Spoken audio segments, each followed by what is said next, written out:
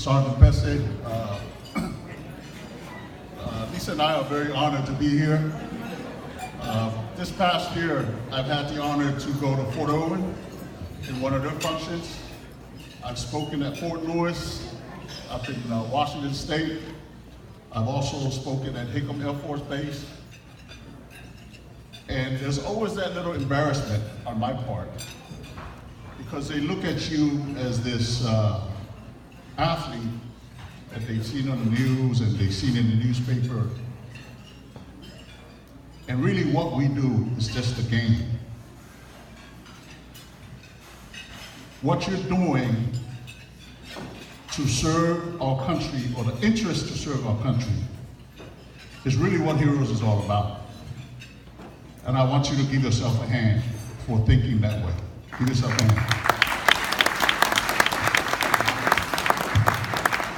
You know, I was, during my time, a lot of you weren't even born yet, but we were the New England Patriots of the 80s and the early 90s. And we were 5-0 in all 5 Super Bowls that we went to.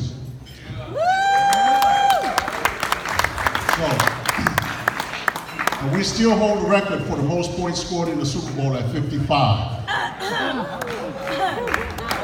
So when I saw the Rams score 3 about a month ago, just to let you know, I was a Ram fan growing up, but if you're going to advertise yourself as a great offense, score more than 3 points. All joking aside, you know, watching the Rams play, watching New England play, what people don't understand during Super Bowl week is you're there the whole week leading up to the game. And every day there's what we call media sessions. And in those media sessions, right now there's over 4,000 media people from all over the world that interviews players during the week of the game. When I played, it was about 2,500 media people. And it's all fun and games, but when it gets to Thursday, you start feeling the pressure. And I felt like the quarterback for the Rams, to be honest with you, felt the pressure of the moment.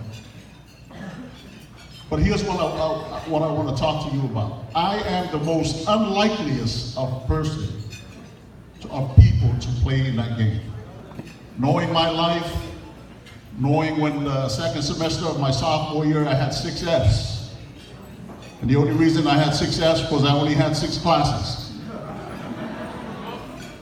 But there were teachers, there were coaches, there were administrators that saw this 6'3", 250-pound kid that was a sophomore that sat me down and said, if you just make a few adjustments and believe in yourself, great things can happen. And that's what happened.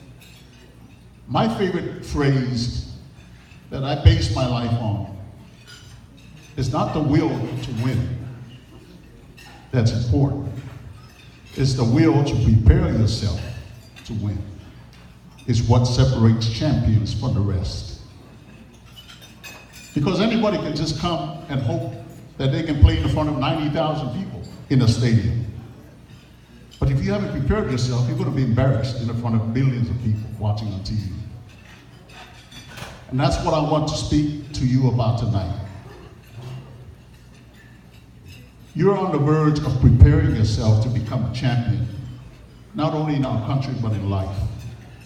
You know, I won 4 Super Bowls, but I'm going to be honest with you. I know I've used this and people say, yeah, right. My biggest accomplishment that I'm very proud of is that 4 of my kids all graduated from college.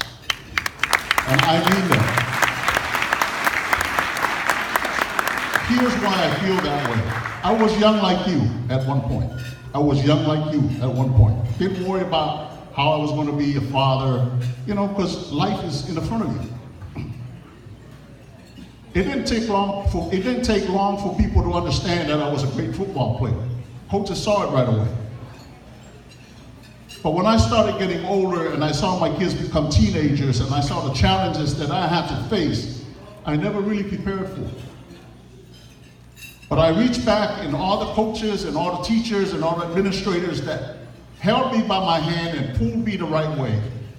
That is the experience I used to raise my kids.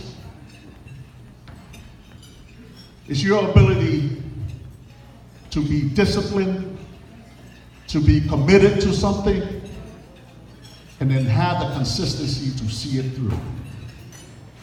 When you do that, you know, I know you guys are 16, 17, and 18, you say, yeah, right, you know, we got a long ways to go.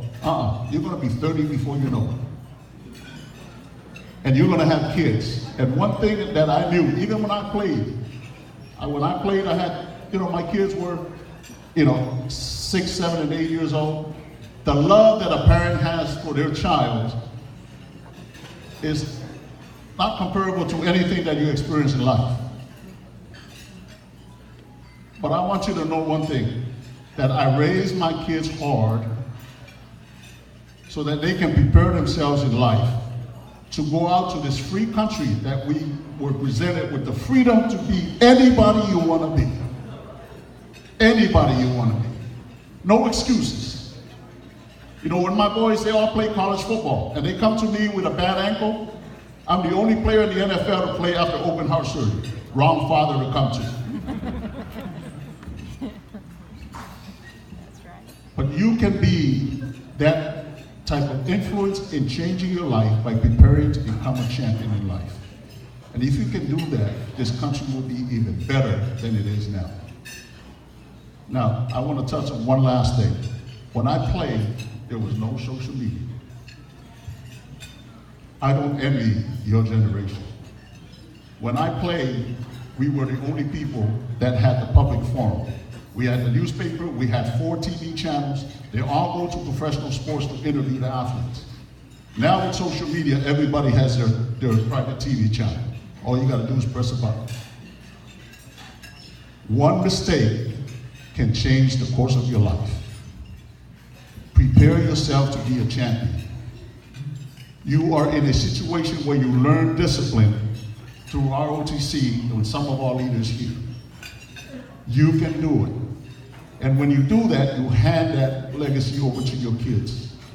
And that's how we become a better country. I'm so proud and so honored to be here. God bless you. The guy that was dancing at the end with the poi balls, if you ever become a second lieutenant, I got you on tape.